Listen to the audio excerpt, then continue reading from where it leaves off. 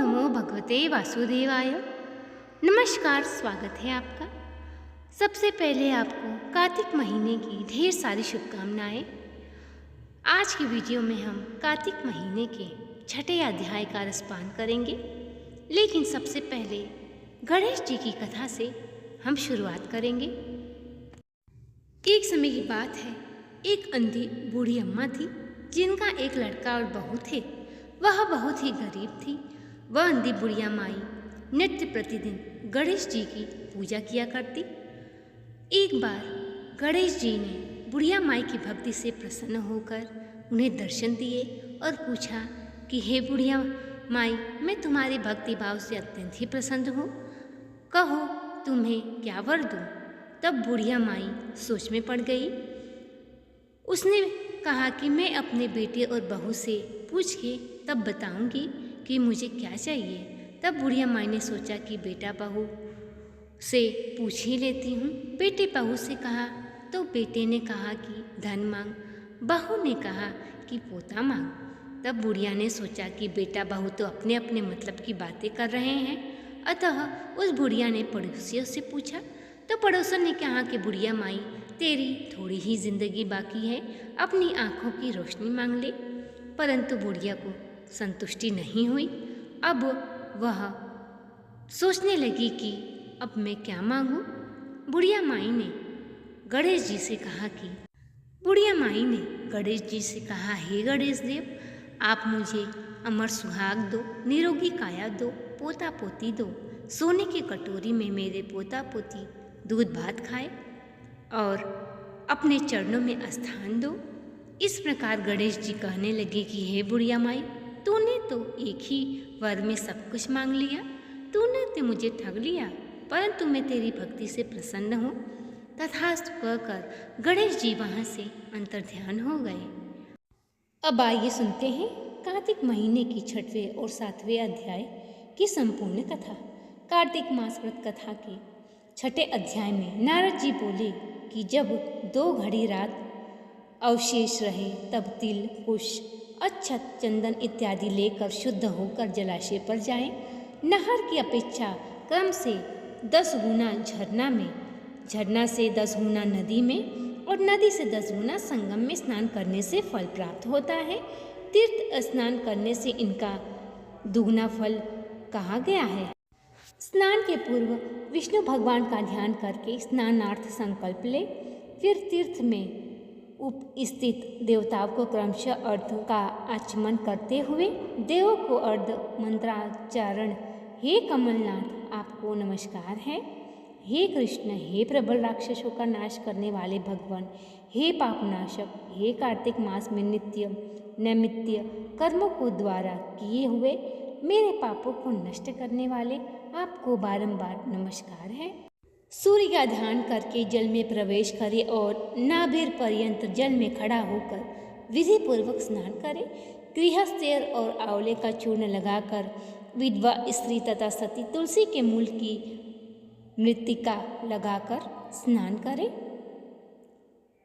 सप्तमी, अमावस्या, नवमी, त्रयोदशी, द्वितीय, दशमी तिथियों को आंवला तथा तिल से स्नान नहीं करना चाहिए। प्रथम स्नान करके पुनः मंत्र स्नान करें। स्त्री और शूद्र वेद मंत्रों से स्नान न करें, उन्हें पौराणिक स्नान करना चाहिए। स्नानार्थ मंत्र, जिन मंत्रों भावना भगवान ने देवताओं के कार्य के लिए 3 प्रकार का रूप धारण किया था, जो पापनाशक विष्णु भगवान अपनी कृपा है मुझे पवित्र बनावे। विष्णु जी की आज्ञा से कार्तिक व्रत करने वालों की समस्त इंद्रादि देवता वे सभी मुझको पवित्र करें। रहस्य तथा योग्य सहित समस्त वेदों के मंत्र, कश्यपादि ऋषि, इंद्रादि समस्त देवता मुझको पवित्र करें। गंगा नदी, सभी नदियाँ, संपूर्ण तीर्थ, 7 समुद्र, समस्त जलाशय हमको पवित्र करें। अदिति, आदि, सती नारियाँ, यश, सिद्ध, सर्प तथा औषधियाँ, तीनों लोग, पर्वत मुझे पवित्र करें। इन मंत्रों को कहकर स्नान करने के पश्चात व्रती हाथ में पवित्र जल धारण करके देवता, ऋषि, मनुष्य तथा पिता का विधिवत तर्पण करें। जलाशय में भगवान आपको नमस्कार है। हे ऋषिरेश्वर, आपको प्रणाम है। मेरे दिए हुए अर्घ को आप ग्रहण करें। इस प्रकार कहते हुए जल का अर्घ दे। वैकुंठ, प्रयाग तथा बद्रिका नारायण में जहाँ कहीं विष्णु भगवान गए वहाँ भगवान विष्णु ने 3 प्रकार से अपना पैर रखा था। अतएव जहाँ कहीं विष्णु भगवान ने अपना चरण रखा है वहाँ पर ऋषि, वेद, यज्ञों के सहित समस्त देवता मेरी रक्षा करते रहें। हे जनार्दन, हे दामोदर, हे देवेश, आपको प्रसन्न करने के लिए मैं विधिवत कार्तिक में प्रातः स्नान करूँगा। हे दामोदर, मैं आपका ध्यान और आपको प्रणाम करके इस जगह जल में स्नान करूँगा। आपकी कृपा से मेरे सारे पाप नष्ट हो जाएं। कार्तिक मास में व्रत तथा विधिपूर्वक स्नान करने वाला मनुष्य वैकुंठ धाम को प्राप्त होता है। कार्तिक मास में पितृ तर्पण करते समय जितने भी तिल तर्पण में रहते हैं उनके वर्ष पर्यंत व्रती के पितृगण स्वर्ग में निवास करते हुए उनका फल भोगते हैं।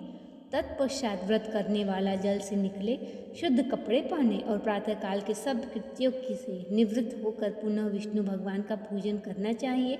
समस्त तीर्थों के संपूर्ण देवताओं का स्मरण करके भक्ति पूर्वक सावधान होकर चंदन, फूल, फल सहित विष्णु भगवान को फिर अर्घ दे। और मंत्र का अर्थ नियम से पवित्र कार्तिक मास में मैंने स्नान किया है। हे विष्णु भगवान, राधा के साथ आप मेरे लिए अर्घ को ग्रहण करें। तब चंदन, फूल और तंबलुका आदि वेद मंत्रों के उपरांत ब्राह्मणों का श्रद्धापूर्वक पूजन करें और बारंबार साष्टांग प्रणाम करें। इस प्रकार पूजन समाप्ति के पश्चात देवादिदेव विष्णु भगवान से क्षमा याचना करें। हे सुरेश्वर, हे देव, मेरे पास न मंत्र है और न ही क्रिया भक्ति से मैं हीन हूँ। जो कुछ भी आपकी पूजा मैंने की है आप हमारी उस पूजा को पूर्ण करें। इतना करने के बाद परिक्रमा करनी चाहिए। जो मनुष्य और विष्णु भगवान की विधि पूर्वक कार्तिक मास की रात्रि में पूजा करता है और उनके मंत्रों का जाप करता है वे समस्त पापों से मुक्त होकर वैकुंठ धाम में भगवान विष्णु का प्रिय होकर निवास करता है। अब आइए सुनते हैं कार्तिक मास की 7वीं कथा। नारद जी ने कहा, हे राजन, कार्तिक मास में व्रत करने वालों के नियमों को मैं संक्षेप में बतलाता हूँ, उसे आप सुनिए। व्रती को सब प्रकार के आमिष, मांस, उड़द, राई, खटाई तथा नशीली वस्तुओं को त्याग कर देना चाहिए। व्रती को दूसरे अन्न ग्रहण नहीं करना चाहिए, किसी से द्वेष नहीं करना चाहिए और तीर्थ के अतिरिक्त अन्य कोई यात्रा नहीं करनी चाहिए। देवता, वेद, ब्राह्मण, गाय, व्रती, नारी, राजा तथा गुरुजनों की निंदा भी नहीं करनी चाहिए। व्रती को दाल, तिल, पकवान व दान किया हुआ भोजन ग्रहण नहीं करना चाहिए। किसी की भी चुगली या निंदा नहीं करनी चाहिए। किसी भी जीव का मांस नहीं छूना चाहिए। पान, कत्ता, चूना, नींबू, मसूर, बासी तथा जूठे अन्न का भी प्रयोग नहीं करना चाहिए। गाय, बकरी तथा भैंस के अतिरिक्त अन्य किसी पशु का दूध नहीं पीना चाहिए। कांस्य के पात्र में रखा हुआ पंचगव्य बहुत छोटे घड़े का पानी तथा केवल अपने ही लिए पका हुआ अन्न प्रयोग करना चाहिए।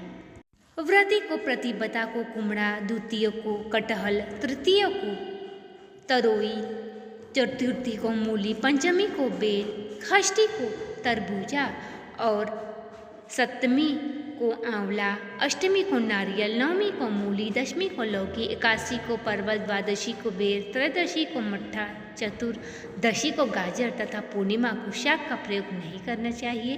रविवार को आंवला का प्रयोग नहीं करना चाहिए।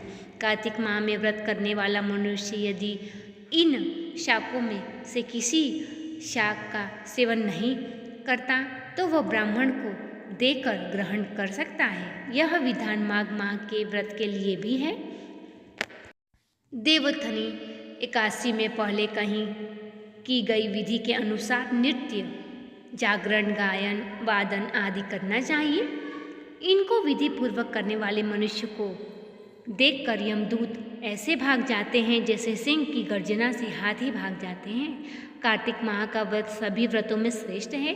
इसके अतिरिक्त जितने भी व्रत यज्ञ में 12,000 संख्या में किए जाने वाले व्रत भी इसकी तुलना में कम माने जाते हैं, क्योंकि यज्ञ करने वाले मनुष्य को सीधा वैकुंठ की प्राप्ति होती है। जिस प्रकार राजा की रक्षा उसके अंगरक्षक करते हैं, उसी प्रकार कार्तिक माह का व्रत करने वाले की रक्षा भगवान विष्णु की आज्ञा से इंद्र आदि देवता करते हैं।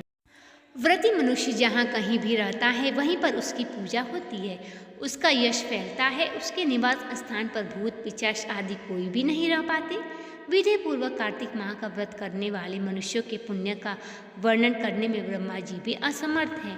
यह व्रत सभी पापों को नष्ट करने वाला, पुत्र पौत्र प्रदान करने वाला, धन धान्य की वृद्धि करने वाला है। तो ये थी आज की 6ठा और 7वां अध्याय। यदि आप कार्तिक के नियमों का पालन करते हैं तो आपको हर दिन इस चैनल पर कार्तिक महीने की कथा सुबह 6 बजे अपलोड मिलेगी। आप इन कथाओं को श्रद्धापूर्वक सुने। केवल कथाएं सुनने मात्र से ही हम सारे पापों से मुक्त हो जाते हैं और विष्णु भगवान के प्रिय भक्त बन जाते हैं। वीडियो पसंद आया हो तो चैनल को सब्सक्राइब करें, वीडियो को लाइक और शेयर करें, कमेंट बॉक्स में भगवान विष्णु जी का जयकारा लगाएं और बेल आइकन को ज़रूर प्रेस करें, जिससे कि सभी वीडियो की नोटिफिकेशन आप तक पहुंचेगी। मिलते हैं अगले वीडियो में अगली कथा के साथ। तब तक के लिए नमस्कार।